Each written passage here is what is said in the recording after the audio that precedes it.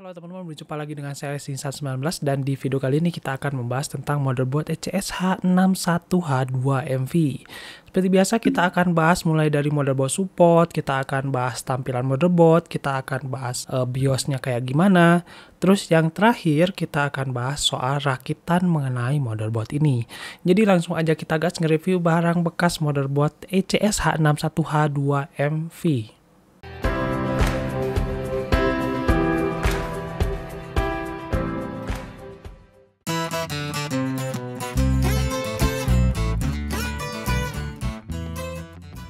Jadi pertama kita bahas soal harga terlebih dahulu ya. Untuk harga motherboard ECS H61 ini ada di angka 215 ribuan.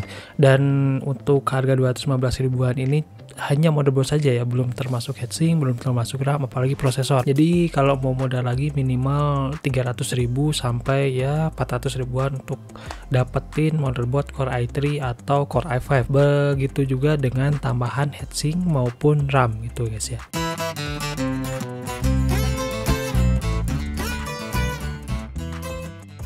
Oke guys, sekarang kita masuk ke spesifikasi dari motherboard ECS H61H2MV. Pertama, form factor dari motherboard ini adalah micro ATX atau 19 diameternya 19,5 cm kali 17 cm.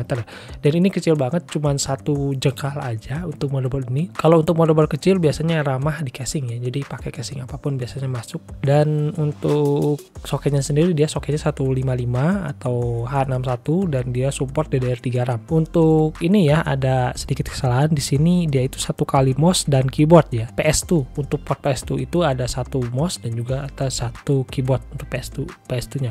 Dan ini ada 4 USB port ya.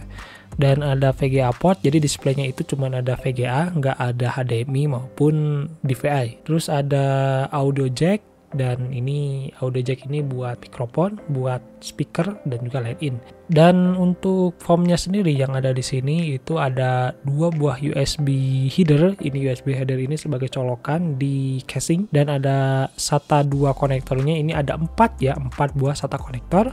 Ada front audio headernya ini sebagai audio buat dicolokin di casing juga. Dan front panel header ini buat menyalakan dari casing. CPU fan konektornya ada 1 dan sistem fan konektornya ada 1. Terus kemudian ini juga ada serial port header. Ada PCIe X16 ini buat VGA dan PCIe 1 slot ini buat tambahan ya. Kalau misalkan kita perlu tambahan LAN atau kita perlu tambahan USB, perlu tambahan sound card atau perlu tambahan SATA, kita bisa menggunakan PCIe X1 slot ini. Ini ada juga Mi Unlock header. Next, untuk motherboard support dari ECS H61H2MV ini dia support generasi kedua dan ketiga ya, dan ini ada Intel generasi kedua dan ketiga dari 2600 sampai 3770S. Untuk i5 generasi kedua dan ketiga dari 2300 sampai 3570T. Untuk i3 sendiri ada 2100 sampai 3250T. Sedangkan untuk Pentium G ini kalau kita cek di websitenya G620 sama G870 ini agak dibedakan ya, karena kalau generasi kedua ketiga dari Core i3, Core i5, Core i7 itu ada sufiksnya, ini 3 menandakan dia generasi ketiga, 2 menandakan dia generasi kedua. Jadi kita perlihatkan terlebih dahulu. Nah ini dia untuk dari Pentium G nya sendiri dari 2010, G2010 sampai scroll ke bawah lagi sampai G870, jadi nggak ada sufiksnya, menurut saya agak tricky ya, jadi bisa searching dulu sebelum membeli prosesor support atau enggak ke motherboardnya. Kemudian untuk Celeron juga sama, ada dari G1610 sampai G550, tapi variannya nggak begitu banyak, nggak sebanyak dari Pentium G. Nah lanjut lagi ini untuk Intel HD grafiknya sendiri ini ada 2 macam ya. Ada kalau Intel HD grafik generasi kedua ini ada 2000 atau 3000, mungkin ini dari Intel i3 generasi kedua, ketiga, dan Intel i3 atau i5 atau i7 ya yang membedakan dari 2000-3000 nya ini. Dan untuk Intel HD grafik 2500 atau Intel HD grafik 4000 ini didapatkan dari generasi ketiga. Dia motherboardnya sudah support DirectX 11 juga. Terus untuk RAM-nya sendiri dia support dual channel up to sampai 16 GB. Jadi kita bisa pasang 2 kali 8 GB. Dan untuk kecepatan sendiri dia support 1333 MHz dan juga dia support 1060 MHz dan yang terakhir 800 MHz. Oke teman-teman, itulah support dan juga spesifikasi dari motherboard ECS H61H2MV.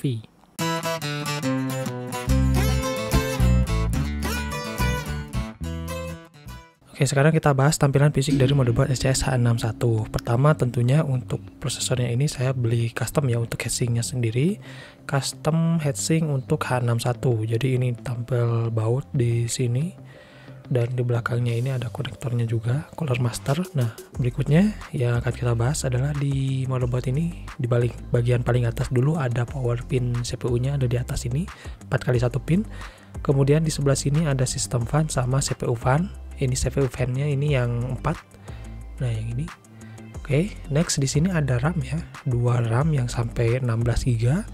Terus di sini ada pin 1x24 pin dan di sini ada tipenya H61H2MV. Terus di sini ada logo ECS di sini.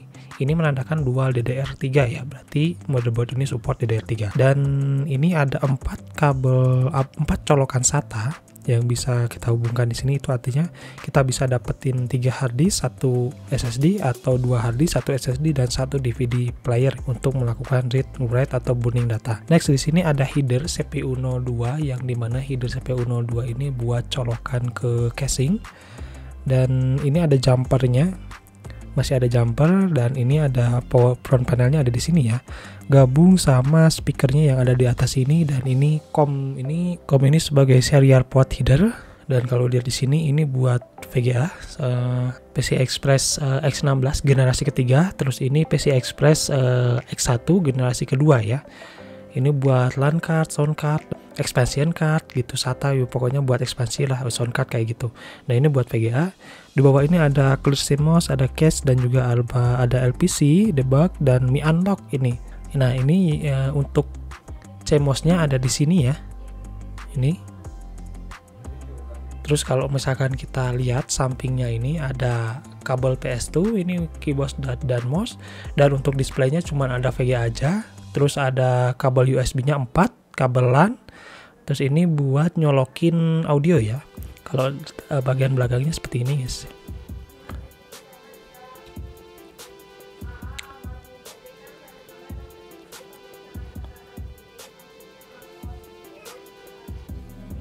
Oke guys, itulah tampilan dari motherboard ECS H61H2MV.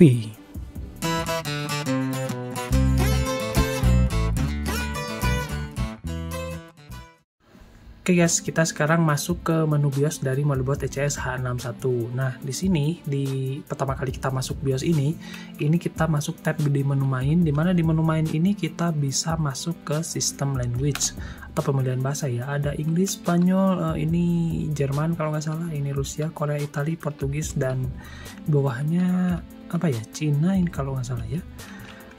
Oke, nah kalau setelah itu di bawahnya ini ada waktu ya, waktu, system date dan juga system time. Ini jam dan juga ini tanggalannya. Kalau kita ke sebelah kanan ini ada tab menu advance. Di tab menu advance ini ada beberapa konfigurasi. Di tab pertama ada line configuration, ini ada pilihannya onboard dan controller, ini ada enable dan disable. Kemudian di bawahnya ada PC health status, kita cek smart fan function, di CPU smart function juga ada enable dan juga disable. Ini smart fan modenya. Oke, smart fan modenya ini ada normal, quiet, silent dan manual. Di bawahnya ini ada smart fan value, ada temperatur fan-nya dan juga di bawahnya paling bawah itu ada CPU fan full speed-nya. Kalau kita back lagi, ini ada CPU fan speed-nya 0 rpm, terus juga yang paling bawah itu ada activation temperatur. Kalau kita back lagi, terus scroll ke bawah lagi, terus kita pindahkan menu ke bawah lagi, ada CPI. CPI ini ada suspend dan juga suspend to RAM ya. Oke, kita balik lagi, ada CPU configuration dan di sini kita bisa melakukan konfigurasi kepada prosesor ya. Di sini kita ada active processor core, ada ALT 1 atau 2 dan 3. Ada limit CPU ID-nya bisa kita enable disable. Terus kemudian execute disable bitnya, enable disable. Intel virtualization technology. Terus juga ada CPU C3 report, CPU C6 report dan juga enhanced HAL C1E. Nah, ini di atasnya menu ini ada keterangan dari CPU-nya ya, CPU configuration, ada keterangan dari prosesor yang kita gunakan. Saya menggunakan Intel Core i5 2400, terus di bawahnya ini ada 64 bit support, speed-nya, stepping, revision, dan jumlah core-nya ada 4. Oke, balik lagi kita ke SATA configuration, di mana SATA configuration ini kita bisa mengatur ASI atau IDE atau disable. Nah, di sini karena saya nggak memasang harddisk, jadi di sini tidak terbaca harddisk dari port 1 sampai 4 ya. Nggak terbaca karena nggak saya pasang harddisk atau SSD. Berikutnya ada USB configuration, di sini ada enable disable, legacy USB support enable disable juga. Baik, ada Super I/O configuration, ada serial port configuration. Oke. Next ada Intel Smart Connection, ini bisa di enable dan disable. Ada power management setup dan semuanya enable dan disable. Ini ada resume by ring, resume by PMA. Terus juga di paling bawah ada power LED type, ada single dan ada juga dual. Next ke chipset ada system agent configuration, ada IGD memory, ini kayaknya graphic card ya, internal graphic cardnya. Terus DVMT ada 256 sampai maksimum, ada IGD multi monitor. Nah ini oke. Next kita masuk ke PCH configuration. PCH configuration ini ada restore AC, power loss, power off, power on, last start.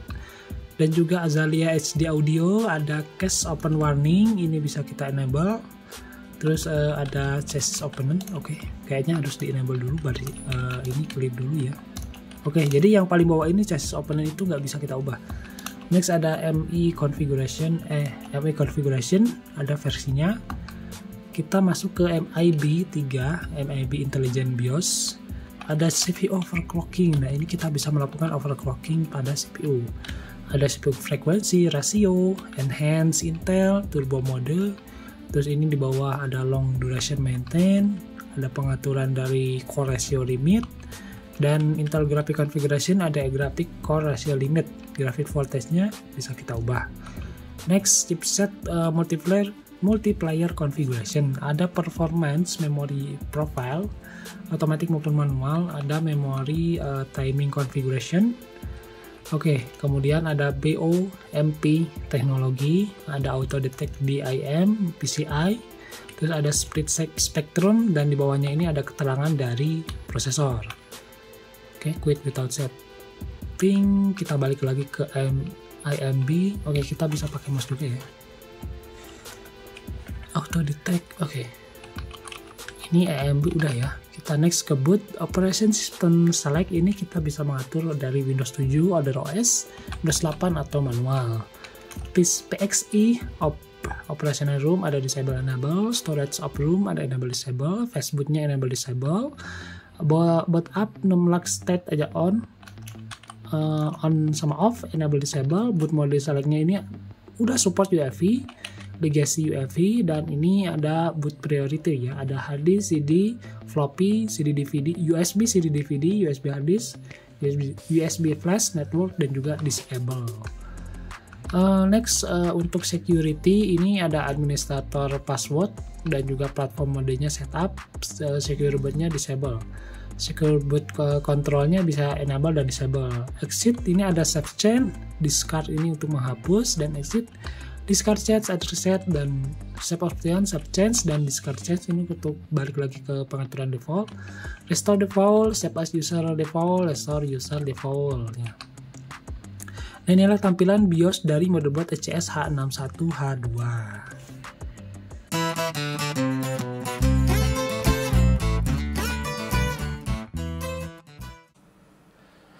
Oke guys, sekarang kita masuk ke bagian rakitan hemat dana, dan ini rakitan hemat dana ini tentunya menggunakan motherboard HCS H61 dengan harga 215 ribuan.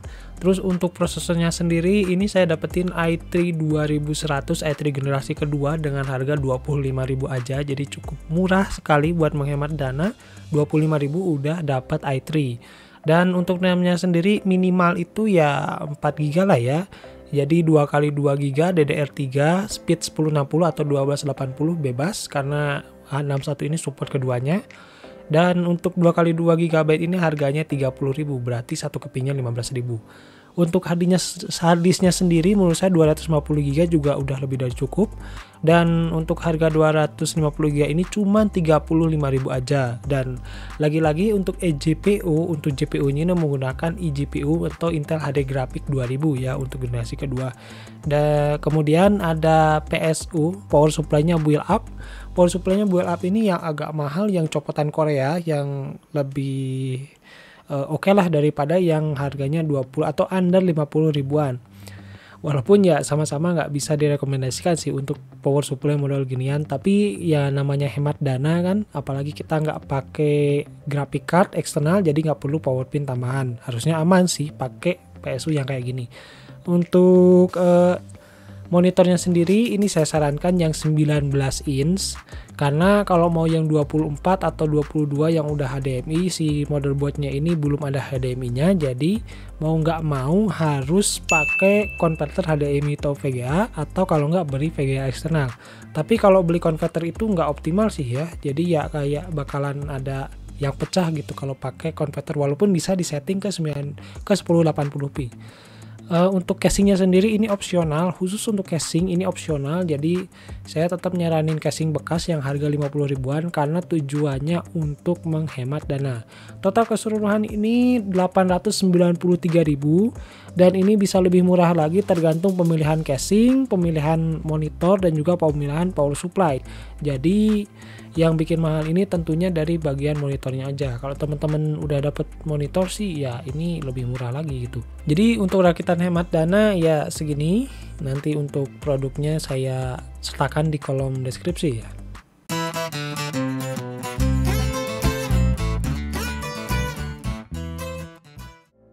Oke guys, sekarang kita masuk ke rakitan gaming, dan ada beberapa di sini hal yang menurut saya perlu dijelaskan, terutama bagian prosesor ya. Kenapa saya nggak memilih Core i7 dan lebih memilih i5 generasi ketiga? Pertama, tentunya kita bahas dulu mengenai motherboard dan juga prosesor. Motherboard ini bisa support sampai i7 3770K atau i7 3770K ini prosesor paling tinggi ya di kelas SCS H61. Dan kenapa saya pilih i5 3350 dengan harga 200.000? Karena kalau dilihat ini i7 3770K atau i7 generasi ketiga ini harganya tinggi sekali, tinggi banget. Harganya 740.000, cuman dapat i7 generasi ketiga loh. Terus juga kalau misalkan mau generasi kedua, generasi keduanya juga sama, i7 2600 itu 420.000. Setengahnya ya kita harus nambah 220.000 lagi kalau kita mau upgrade dari i5 generasi ketiga ke i7 generasi kedua. Harusnya downgrade ya, meskipun i7. Jadi untuk kalau misalkan mending yang mana sih? Saya lebih baik beli i5 generasi ke-6 ya, harganya 445.000. 445.000 dapat generasi ke-6 menurut saya lebih baik ketimbang beli i7 2600 yang harganya 420.000. Beda 25.000 aja. Apalagi kalau misal beli 3.000 ya, i7 yang 3770K generasi prosesor paling tinggi di kelas H61 menurut saya nggak worth it lah ya, mahal banget. Harusnya itu udah dapat generasi ke-7 atau ke-8 untuk i5 atau bahkan i3 gitu.